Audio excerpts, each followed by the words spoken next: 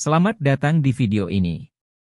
Perjalanan ekonomi Inggris telah menjadi kisah menawan selama berabad-abad, yang ditandai dengan periode pertumbuhan pesat. Inovasi dan transformasi berkembang dari asal-usul agraris hingga puncak revolusi industri dan perekonomian global kontemporer. Hal ini membuat Inggris memiliki beberapa universitas dan perusahaan bergengsi yang menjadikannya terdepan dalam teknologi baru, termasuk AI dan vaksin. Kekayaan mereka terkonsentrasi terutama di wilayah Tenggara yang sering dikunjungi, yang mencakup segala hal mulai dari country estates yang megah hingga institusi pendidikan terkemuka seperti perguruan tinggi Oxbridge yang didanai dengan baik serta peluang kerja yang menguntungkan di perusahaan multinasional. Namun, perekonomian Inggris telah mengalami kemunduran sejak krisis keuangan tahun 2008 dengan tantangan besar dalam produktivitas dan tingkat upah. Krisis keuangan global mempunyai dampak yang parah terhadap mesin pertumbuhan ekonomi Inggris. Dalam upaya untuk mengurangi defisit yang meningkat, pemerintah Inggris memilih untuk mengadopsi langkah-langkah yang berfokus pada pengurangan utang daripada strategi yang mengatasi masalah produktivitas dan permintaan secara keseluruhan. Upah menurun selama 6 tahun berturut-turut dan pendapatan real rumah tangga tetap stagnan selama 15 tahun terakhir. Untuk memberikan konteks, pada tahun 2007 rata-rata rumah tangga Inggris 8% lebih miskin dibandingkan Norwegia dan 6% lebih miskin dibandingkan Amerika. Namun, defisit ini telah melonjak secara dramatis, mencapai 20% dibandingkan dengan Norwegia dan 16% dibandingkan dengan AS. Inggris juga baru-baru ini kehilangan posisinya sebagai negara dengan ekonomi terbesar kelima di dunia setelah India, menghadapi beberapa bulan yang penuh tantangan yang ditandai dengan melonjaknya biaya energi, inflasi 2 digit, dan kematian raja yang paling lama berkuasa serta pengunduran diri Perdana Menteri yang paling singkat masa jabatannya. Banyak tantangan ini dikaitkan oleh para analis dengan kemerosotan ekonomi Inggris. Salah satu tantangan yang paling menonjol adalah berkurangnya tingkat pendapatan rumah tangga real di Inggris. Tidak perlu menjadi ahli ekonomi untuk mengetahui bahwa pendapatan rumah tangga real memainkan peran penting dalam mendorong aktivitas perekonomian. Pertumbuhannya mendukung standar kesejahteraan individu, belanja konsumen, dan berkontribusi terhadap ekspansi ekonomi secara keseluruhan. Di sisi lain, penurunannya dapat berdampak buruk pada pendapatan, pertumbuhan ekonomi, kesetaraan keuangan pemerintah, serta tabungan dan investasi. Survei yang dilakukan oleh Resolution Foundation melaporkan bahwa 11% dari penduduk Inggris, setara dengan 6 juta orang, hidup tanpa makanan ketika lapar karena kendala keuangan. Selain itu, 60% orang dewasa, setara dengan 32 juta orang, mengalami situasi keuangan yang memburuk dibandingkan dengan awal tahun 2022. Kesulitan ini dapat ditelusuri kembali ke stagnasi mesin pertumbuhan ekonomi Inggris. Pertumbuhan ekonomi yang rendah tidak hanya mempengaruhi standar hidup tetapi juga mengharuskan pajak yang lebih tinggi untuk layanan publik dan pendidikan yang buruk. Misalnya, sistem pendidikan mengalami kesulitan di berbagai bidang karena sekolah-sekolah menghadapi kendala keuangan dan kekurangan guru.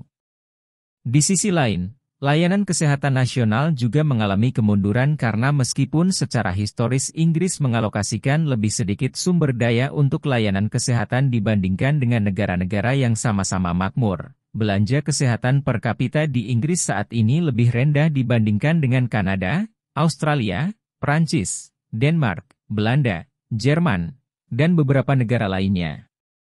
Hal ini tidak mengejutkan mengingat preferensi Inggris terhadap pembiayaan dibandingkan industri selama 3 dekade terakhir yang cenderung lebih mengarah pada penghematan daripada investasi.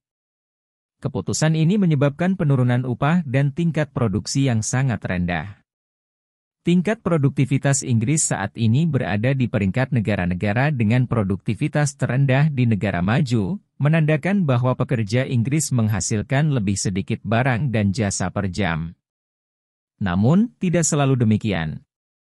Pada tahun 2000 hingga 2007, pertumbuhan produktivitas Inggris berada di urutan kedua setelah Amerika Serikat di antara negara-negara G7 dengan tingkat pertumbuhan rata-rata tahunan sebesar 1,9% dalam output per jam. Namun, krisis keuangan global tahun 2008 berdampak buruk terhadap produktivitas Inggris, dan antara tahun 2009 dan 2022 negara ini mengalami tingkat pertumbuhan produktivitas paling lambat kedua di antara negara-negara G7. Konsekuensi dari hilangnya pertumbuhan selama satu dekade ini sangat besar. Jika tingkat pertumbuhan produktivitas Inggris tidak menurun setelah krisis keuangan global, PDB per orang akan menjadi 18% lebih tinggi dibandingkan kondisi saat ini. Penyebabnya adalah besarnya tantangan pertumbuhan produktivitas di Inggris yang telah menjadi subjek berbagai diskusi oleh para analis dan ekonom.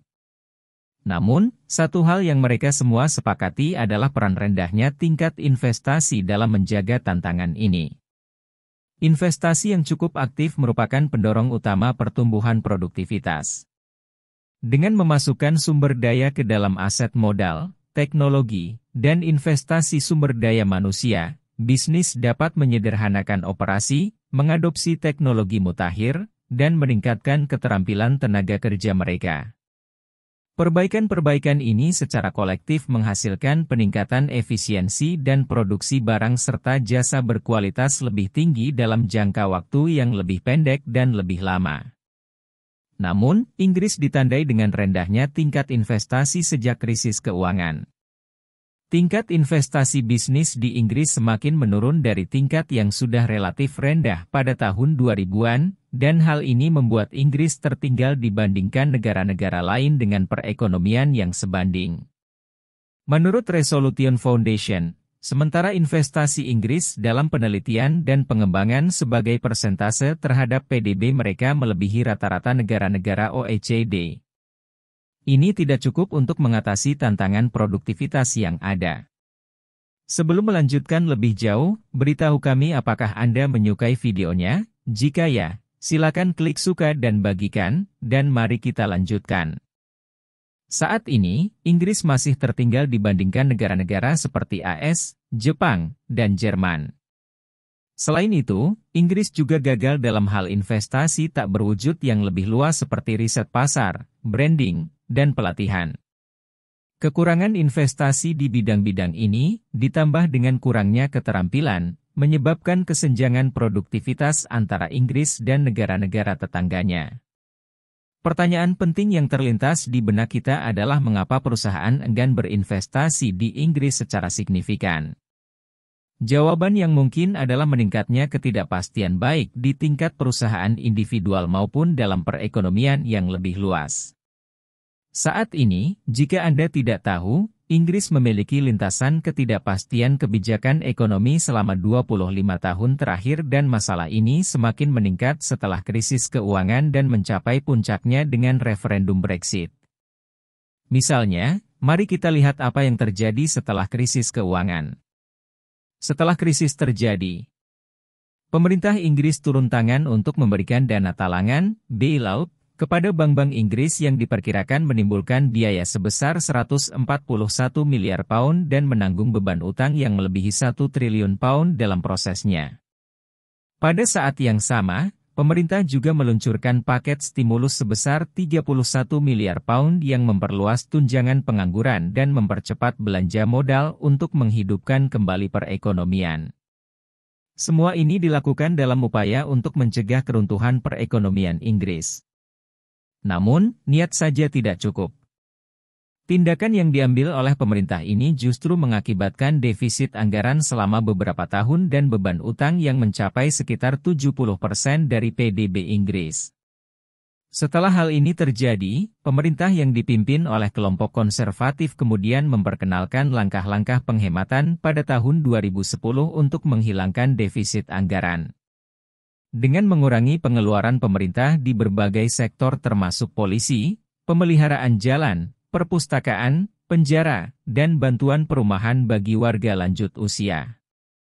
Tujuan utama dari langkah-langkah ini adalah untuk mengecilkan defisit Inggris, menanamkan kepercayaan pada pasar keuangan, dan dengan demikian mendorong pertumbuhan ekonomi seperti yang diharapkan. Langkah-langkah tersebut memang mempunyai dampak dalam mengurangi defisit, namun kontribusinya terhadap pertumbuhan ekonomi Inggris secara keseluruhan masih sangat terbatas. PBB melaporkan bahwa upaya pemerintah konservatif mengambil alih belanja negara dikritik karena memperparah tingkat kemiskinan yang tinggi dan menyebabkan penderitaan yang tidak perlu di salah satu negara terkaya di dunia. Sekarang mari kita lihat keputusan untuk mengejar Brexit. Ini tetap menjadi salah satu contoh terbesar kebangkitan ketidakpastian di Inggris yang telah menciptakan hasil negatif bagi perekonomiannya. Setelah Brexit akhirnya selesai, Bank Inggris memperkirakan penurunan tingkat investasi sebesar 25% selama periode 5 tahun hingga tahun 2021, terutama karena meningkatnya ketidakpastian. Masalah dengan ketidakpastian kebijakan di Inggris melampaui keengganan pemerintah untuk mengakui kemerosotan ekonomi negara tersebut sebagai sebuah tantangan. Hal ini sebenarnya mencerminkan penolakan mereka sepenuhnya terhadap hal tersebut. Pemerintahan konservatif terus meyakinkan diri mereka sendiri bahwa kemakmuran bangsa ini tetap tidak terpengaruh.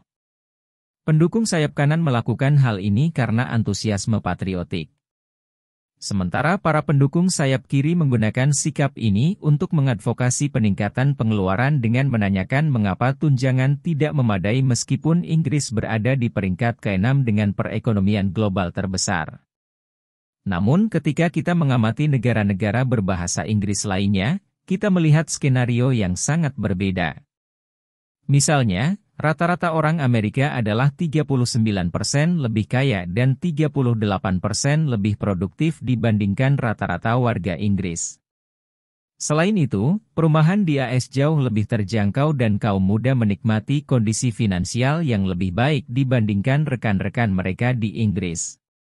Inggris, yang dahulu merupakan pionir revolusi industri yang mengubah dunia, kini tertinggal dengan beberapa negara dengan statistik produktivitas yang paling buruk di antara negara-negara maju. Ketika negara yang pernah menjadi kerajaan global paling berpengaruh di dunia memilih untuk membatasi akses global terhadap perdagangan dan sumber daya manusia secara eksplisit melalui Brexit, ekspor, imigrasi, dan investasi asing, semuanya menurun sehingga menyebabkan pengurangan produktivitas dalam jangka panjang. Perekonomian Inggris kini menjadi contoh bagi negara-negara lain yang bergulat dengan kombinasi stagnasi ekonomi, deindustrialisasi, dan permusuhan terhadap pihak asing. Inggris telah mengalihkan fokusnya dari industri ke pembiayaan yang terbukti kurang tangguh. Keputusan untuk melakukan Brexit tidak hanya melemahkan potensi pertumbuhan ekonomi negara tersebut, namun juga diperburuk oleh dampak buruk dari langkah-langkah penghematan terhadap kesejahteraan penduduk Inggris. Sejak krisis keuangan tahun 2008, Inggris telah mengalami periode yang panjang dari peluang-peluang yang terbuang sia-sia. Namun, ada optimisme bahwa dalam dekade mendatang, kita akan melihat arah yang lebih produktif. Terlepas dari apakah hal ini terjadi atau tidak, kita hanya perlu menunggu dan melihat bagaimana pemerintah Inggris terus mengatasi tantangan-tantangannya untuk mencapai tujuan tersebut. Bagaimana pendapat Anda mengenai video ini? Jika Anda punya pendapat, silahkan tuliskan pendapat Anda pada bagian komentarnya. Dan jika Anda suka dengan video ini, silahkan klik like dan subscribe, dengan begitu kami akan membuat video lainnya untuk Anda semua. Terima kasih dan sekian dulu dan sampai jumpa di video berikutnya.